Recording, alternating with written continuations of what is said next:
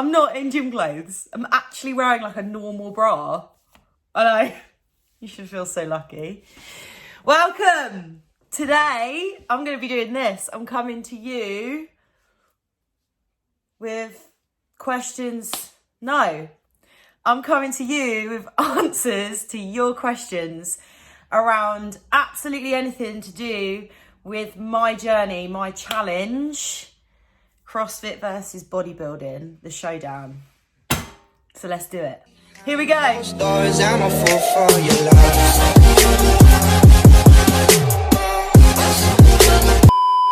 course, I've got coffee on the go. Do you like my mug? I think it's really cute. And it matches my house and my dog. And me, because apparently all I wear is black. Anyway, so as I said, today is about answering your questions. You guys have been so supportive and so intrigued by my choice to do this journey the way that I'm doing it. So I'm going to get stuck in and answer your questions today. Of course, if there is anything more that I haven't answered today that you're intrigued by, that you want to know, pop them in the comments below and I will always come back to you. Contact me on Instagram, drop me a DM as long as you're not sliding in there, if you know what I mean. And let's do this. Let's answer these questions because I'm quite glad that some of you have answered the questions that you have. So here we go. First question, why have you decided to compete after 3 years? So for those of you that may already know me, I have spent the last 7 years of my life flitting in and out of bodybuilding and fitness modelling competitions. My last one was in 2018. I did a PCA show, I did bikini trained, I did not place, but I loved the process.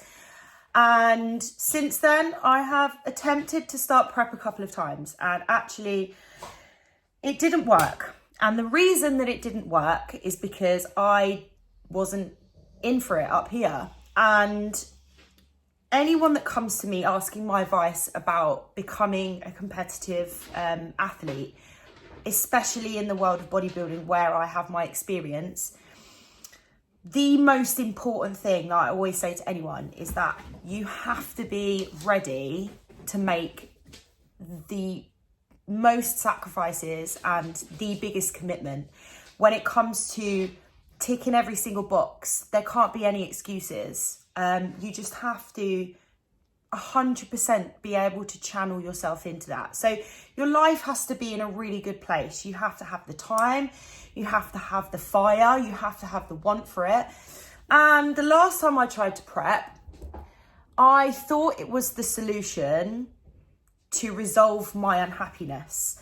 I was a bit out of shape for me, and I thought the only way at the time that I really could feel better was to be in prep, because I'd spent the last sort of 6-7 years either being in prep or preparing to be in prep.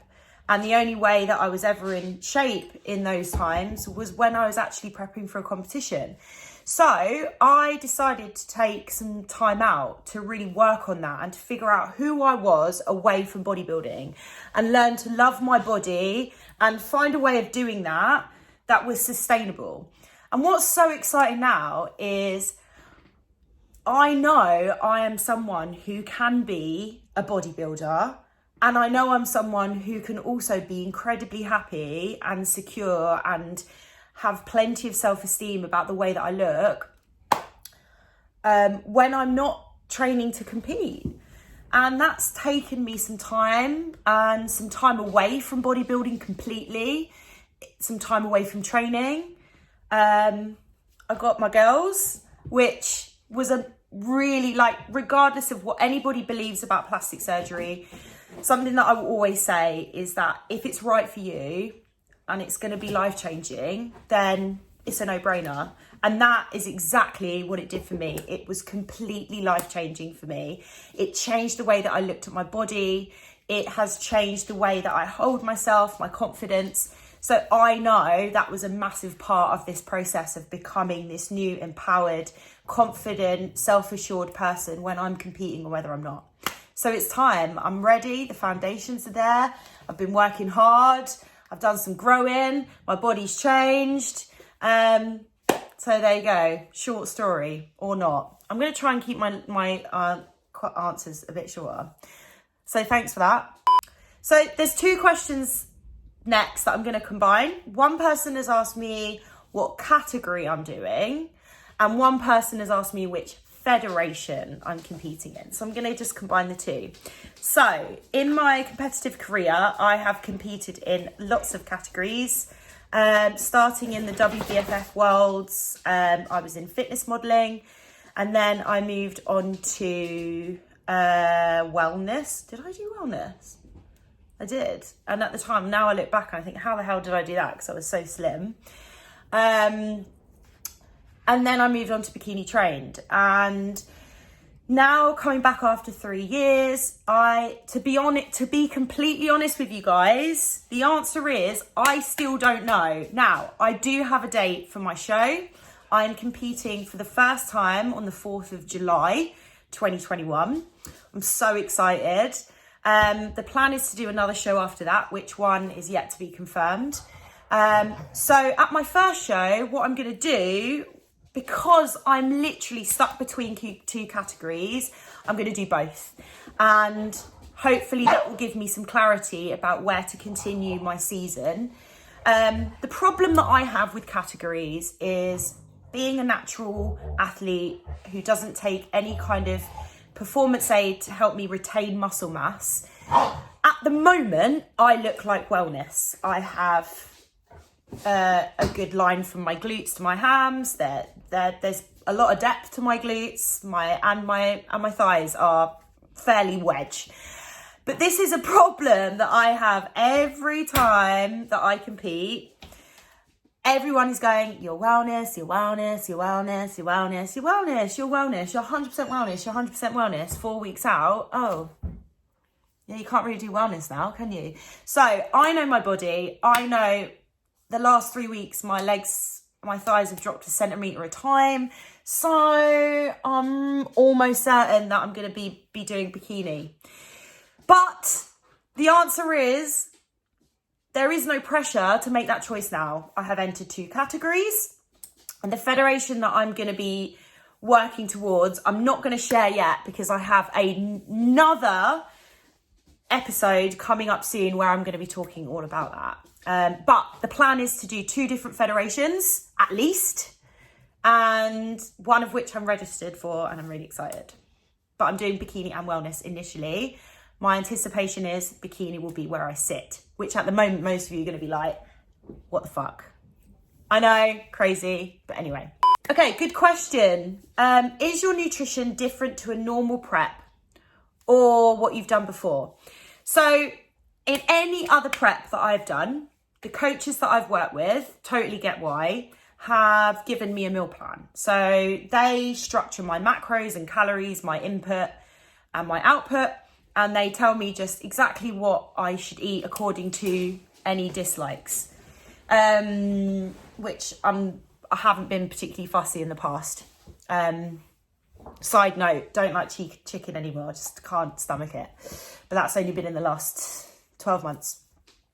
But this time round, I'm actually doing it with macros and just manipulating that myself. However, being a creature of comfort, and I like to routine, I basically eat the same thing every day, and I have been eating the same thing every day for since January, since I kind of started this process.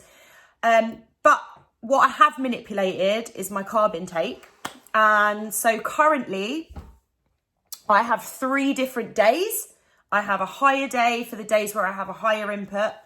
I have a medium day. These are all carbohydrate based, and a low day. Low days are my 2 rest days that I have a week. On those rest days, I still do something, some kind of active recovery, because I know that's really important for my recovery. But also it's part of the process to continue my output. But because my entire prep this time is around the output and creating a bigger output, I have never in my life, absolutely in my life, had such an extreme output. But what comes with that is that means that most people that prep at some point have to go fairly low with their calories and their carbs, or certainly do sometimes without carbs. I don't like to preempt things, but at the moment, we are nearly 9 weeks out, just under 9 weeks out. And I still have days that I have pretty good carb intake. So, but that comes down to the extreme output that I have. So there you go. I hope that helps. But it's really great. I'm really enjoying being able to manipulate it, change things up. But as much as I don't have a meal plan, I'm sticking to the same food every day because I love it and it works and it just makes my life easier. So someone has asked in relation to that, how do you work out your macros and do you tweak them depending on training? I hope that kind of covers that. But yes, absolutely.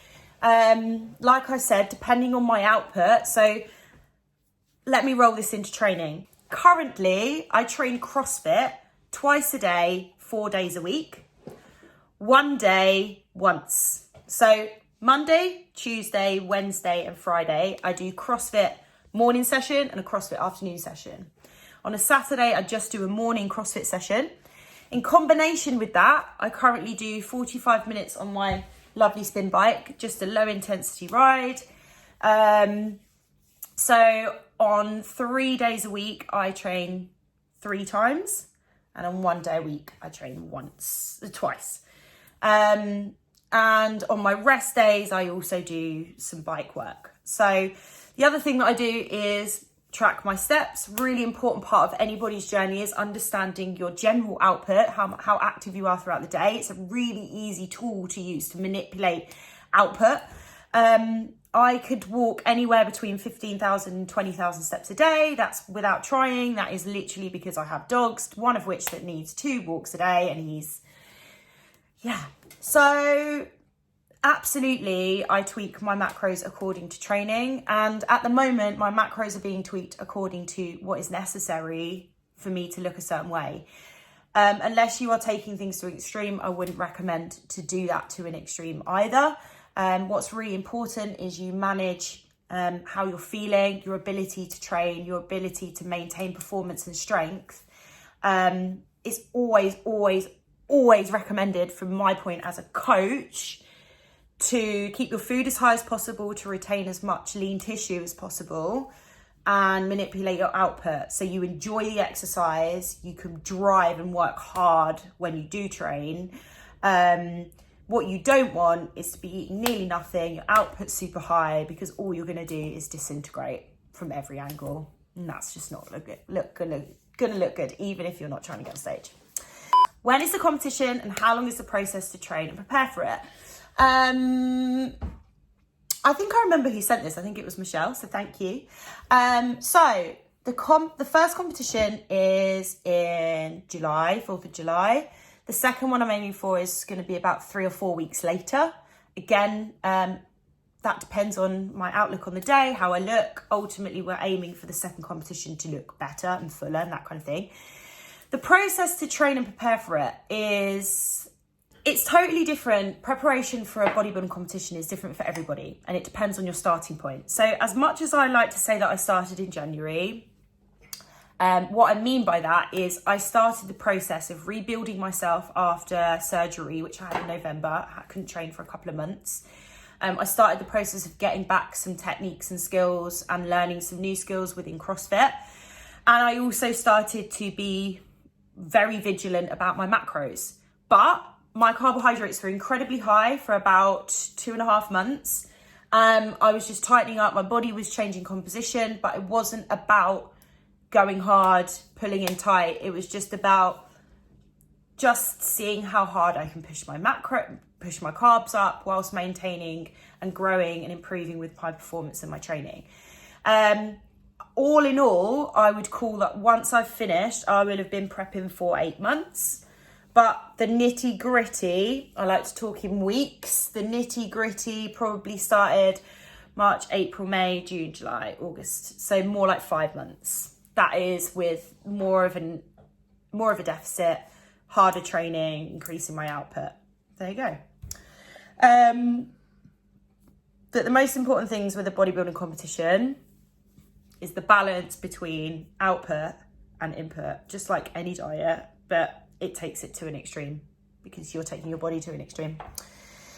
Do you find you're unhappy with your physique unless you are stage ready? I think India sent this as well, so I think I remember that. So if I don't remember who asked these questions, I'm really sorry. Used to, yes. If I didn't used to feel stage ready, then yes, I used to feel incredibly out of shape and unhappy with my physique. In the last couple of years, no, because I have found happiness in my body when I'm not competing, and recognizing that a massive part of my insecurity was not actually knowing how to train and enjoy that process. I was getting a bit bored of the same training. So now my focus is completely on performance when I'm not competing. It's about learning new skills, pushing the boundaries on strength and fitness. And that in itself has completely changed my mindset. Plus, like I said earlier, having a different outlook on my body, and I suppose just finding a really happy place within my life as well, and my business and that kind of stuff. So no, not at all. 100% it used to be that way, but not anymore. But that isn't to say that after my competition, when my body starts to change again, that I won't feel sad for a while. That's inevitable. You've worked fucking hard for a long time and your body changes quickly. But reverse dieting is the most important thing. And if you guys have any more questions about that, I'll probably do something else about it, 'cause it's going to take me a long time to talk about it. But reverse dieting is a process that is important for anyone on any weight loss journey, especially those taking things to an extreme within the bodybuilding preparation world. Blah. Okay. How do I keep so motivated? This is something that I spoke about on my Instagram story the other day, but I'm going to summarize very quickly. I don't like to say that I'm motivated. I like to say that I'm dedicated. And that is because I absolutely love challenging myself to improve within performance, fitness, strength. Something I'm always working on is to improve something. And taking the thing that I'm loving about this challenge of using CrossFit to compete at a bodybuilding competition is that my entire focus is still completely on improving my performance and getting through every session, rather than just completely worrying, encapsulating about aesthetics. Now, I'm not saying that bodybuilders don't work to improve and challenge themselves within strength and, you know, making progress within their training. I'm not saying that. But when you're training within CrossFit or anything related more performance within fitness, gymnastics, anything like that, weightlifting, there isn't any time to be worrying in that moment about how you look. It's about getting it finished. And so for me, staying motivated isn't about kind of getting through it. It's about loving what I do and having a passion to do it. And so motivation doesn't even come into it. I'm just so passionate and dedicated to that process. So honestly, advice I would give is that if you're not motivated, then it's because you're not loving the process. So you need to find a way of making it sustainable and enjoyable for you to do that. Someone asked if they could come train with me. I can't remember who that was. Something like, big fan, huge fan, can I come and train with you? That's really sweet. Not right now, but maybe after prep. Have I ever thought about doing a Spartan challenge? I literally don't know what that is. It sounds horrendous, so no. By the way, how are you so strong? I'm 33. I've been training for a lot of my life. Consistency and always striving for more. And I'm not that strong. I want to be stronger. You can always be stronger. But thank you. Will you ever do a CrossFit competition? The answer is, I hope so. Not yes, not no, but I hope so. I can honestly say that CrossFit is staying in my life, and whichever capacity that means. I don't know whether I'll compete. I don't know. We'll see. I hope so, but I'm not ready for that yet. I'm still a newbie in the world of CrossFit, so we'll see. We'll see. James, this one is for you. I already messaged you telling that I would include it. You were like, yeah, you didn't answer my question. What do you do about carb reload flatulence? Embrace it or hold it until you explode? The answer is, I haven't had a carb reload for a long time.